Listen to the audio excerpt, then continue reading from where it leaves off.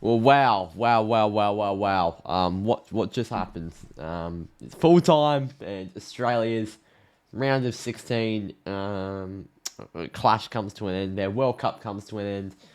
An all nighter later. I'm absolutely buggered right now. But wow, I'm more mentally fatigued than physically fatigued. It is Argentina 2, Australia 1. Expected, although I expect the underdog story sometimes, which kind of lets me down a little bit more than it should. But it's a hard one because I am so gutted, but so proud. It is just how we've made it this far with what was supposed to be the worst World Cup side we put out in years. We've only gone to this stage because of a save from Andrew Redmayne against Peru at this very stadium that this game was played at. Yeah, it's gutting. It's absolutely gutting. I thought for the first 35 minutes we set up so well structurally. Then the goal came, which was just an absolute. I mean, Messi in his thousandth game. Messi overtakes Maradona on Argentina goals. Messi is the first out of him and Ronaldo to score a goal in the knockout stages of the World Cup. I mean, it was just records galore. Like, he was just breaking records for fun against us today. He was ridiculous, Messi. Like, we know Messi's good. He was at his very best today, Lionel Messi. Oh my god, what a performance. Yeah, wow, he ain't bad, is he? Um, but yeah, I'm gutted. I'm gutted. Let's get into these player ratings. Yeah, we set up well for the first 35 minutes. Then there was the moment. I was really sorry. I was really happy with our first half, but yeah, the second half we split apart a little bit defensively, but still we looked pretty sound structurally. Um, the second goal, I don't want to blame Matt Ryan on this game because I know he'd be gutted. He's been our most consistent player for a long time. He's a captain of the side. This is his third World Cup starting for Australia, and he'll have a fourth in the USA, potentially a fifth if he keeps on going. Matt Ryan doesn't deserve any hate. It was a but my number one thought was at the end of the game, as soon as the final whistle ended, if Matthew Ryan didn't fuck up there, it wouldn't be full time right now, and we'd be playing against Argentina in extra time. That's just the gutting thing. But the game cannot be blamed on Matt Ryan because he's had a mixed tournament, Matt Ryan. Because I think we remember the first game, he had a real bad game against France. He had a real bad blunder. Then kept two clean sheets against Tunisia and Denmark, which was just not expected at all. But yeah, let's get into this. Starting off with Matthew Ryan. Let me just get this going. We have a 4 for Matt Ryan. Yeah, I don't think it could be anything less. His distribution was pretty good.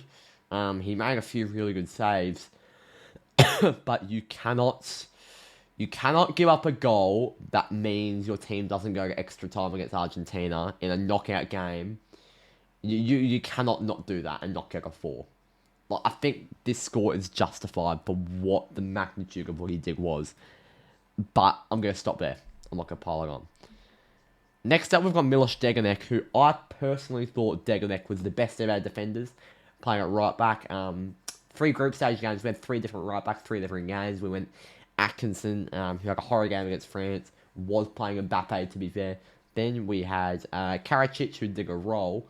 And then we had Degenek, who probably was about the same as Karacic against Denmark. He's won his spot back. He's kept his spot. And there's a reason why, because Degenek played really well today. He's actually got the most experience out of anyone playing club football this season for Columbus Crew in the MLS. So yeah, I think Degenek gets a 7. He really did a good job today on Gomez, although he did get a lot of the ball. Harry Sutar, he also gets a 7. He's probably our second best defender, although I'd probably give him a 6.5. Not Sutar's best game of the tournament, but he has to get a 7. So important in the air, really good at ground duels. He was caught out of position a few times, which was really rare for Sutar this tournament, a really rare trend. But no, he covered really well, Sutar. Kai Roll 6th. He did a job. He's a dead on 6. He did a job. Cannot complain about Rolls' performance. Can't complain about his tournament. Like, he didn't stand out to me, but I can't. Like, there's nothing to criticize him about. But yeah, my COVID's still kicking in. I don't even have COVID anymore. As is Beige, he's a really tough one. He gets a 6. And I'm gutted because I'd love to give him Man of the Match Beige. And I'd love to give him a 7. But I just don't think I can bring myself to give him a 7 nor Man of the Match. Due to, I loved his grit. I loved his run that almost turned into a goal. I loved everything about his game except for when looking back, the foul that he gave away that led to the first Messi goal. And I know that was a moment and a goal you simply cannot stop. You can stop it if Bates doesn't give away that free kick. Yeah, the free kick was a little bit rough from Bates. I'm going to have to drop it down to a 6. But a great game from him, apart from that. But if you can see a goal like that, probably should get its score dropped down. Riley McGree's a 5, and I'm disappointed with McGree. It's a really, really disappointing tournament for Riley McGree. Really poor against France in the first game, playing at the midfield. Really poor against... he was really poor against France in the first game, playing in the midfield. Tunisia, he was just sort of there. Like, he didn't do anything bad, but he sort of just, did a role. Sort of a role. The third game against Denmark, we switched to a 4-4-2, and it was McGree and Duke who were pressing Denmark. McGree had a great game. We've chucked him in the same formation, right decision from Graham Arnold, and he's dropped back into the midfield that much. McGree is dropping so deep for what his actual position was in this game. Bad game, didn't impact the game whatsoever. Yeah, not a good game, Riley McGree. Aaron Moy gets a 6, comfortable on the ball, did a roll, didn't astound me, pinged a few good balls across the pitch. Yeah, good game from Moy. He's probably a 6. Jackson Irvine 5. Shows heart, soul, character, potentially the next captain of the Socceroos. Today's game, he was diabolical though. Really bad, just barely on the ball. Gave away a silly yellow card, so he would have been out for the quarterfinals anyway. It actually wasn't a silly yellow card. I think the foul was right. So I like the aggression from guys like Bates and Irvine today, but sometimes it did go a little bit far, such as the Bates foul. And Irvine was a little bit silly sometimes, but he shows grit, determination, plays for the shirt, and the main thing is his post-game interview broke me. He absolutely burst into tears. He could not speak. You can tell he cares for his country. I'm gutted for Jackson Irvine, and I think he will be the next captain of this country. Keanu Bacchus deserved a start. Kudos Graham Arnold for giving him a start. Had a great cameo against Denmark, and wow, what a performance Keanu Bacchus. I think this might go under the radar for a lot of Socceroos fans, but he won the ball back a lot. He won the ball back pretty much every time he went near it. No matter the quality of it, if it's DePaul, Gomez, Otamendi, it was just, I think, won it back off Messi a few times, and Messi had a fucking incredible game. Yeah, Bacchus, round of applause. He did very well for what he could do, and he uses the ball really well. I thought he was our best midfielder today, Keanu Bacchus. Matthew Leckie 5 didn't impact the game. He was really tired. He was just tired. He's been flat out running for 3 straight games. He's had a great tournament. I'm not going to complain about Matthew Leckie too much. Same with Mitch Duke, although probably could have given a 6. I'll go a 7 though, because Mitch Duke was like a graveyard shift, and he was absolutely buggered.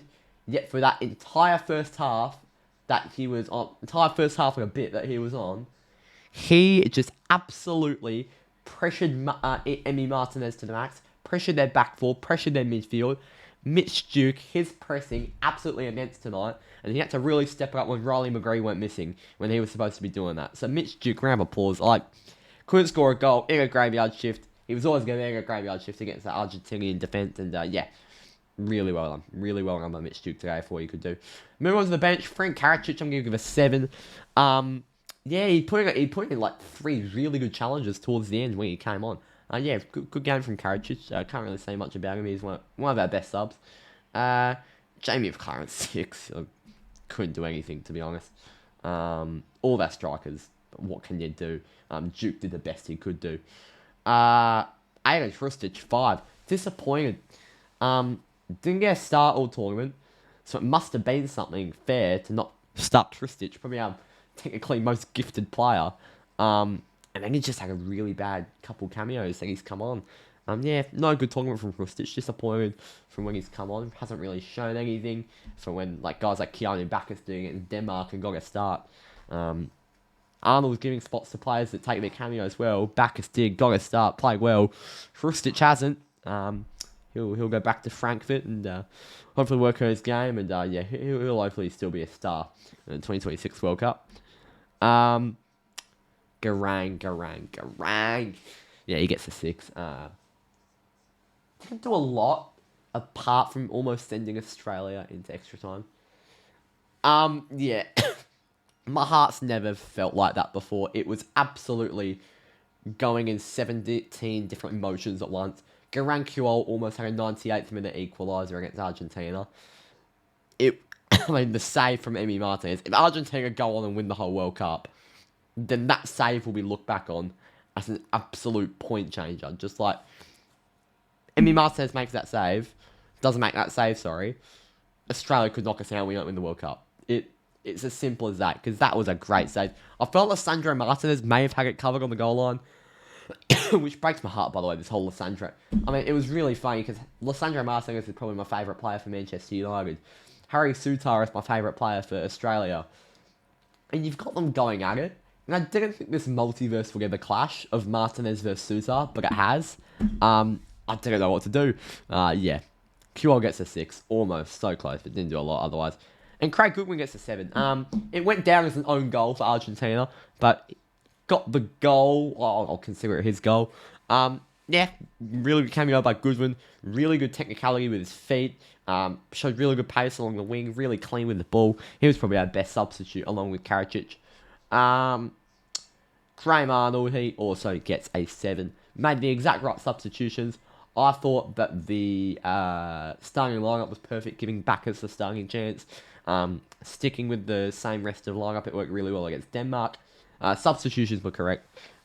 Tactically outsmarted what Argentina thought we were probably going to do in the first half an hour to 40 minutes. Really good first half. Fell away a little bit in the second half, but once Argentina went to their back five, Arnold pounced, and he pounced hard. So, yeah, really, one of Graham Arnold's better games. And I was big Arnold out before the tournament. I'm going to have to say it. I was Graham Arnold out before this tournament. And I'm well and truly saying Graham Arnold cannot go after getting us to the round of 16. I go as far as say if our international results are semi-decent going into the 2026 World Cup, Arnold has to keep his job for another World Cup. I think he has to. Because Postecoglou was only here for one World Cup. He was here 2014.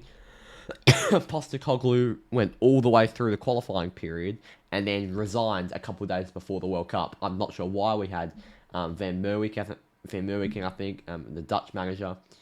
So yeah, we've got Graham now. I think he could go for 2 World Cups. He's just got to do what he did this World Cup, stick with his gut, play smart attacking football, and not go defensive and boring like we've seen him do in the past. It's a great tournament from Graham Arnold, in all honesty.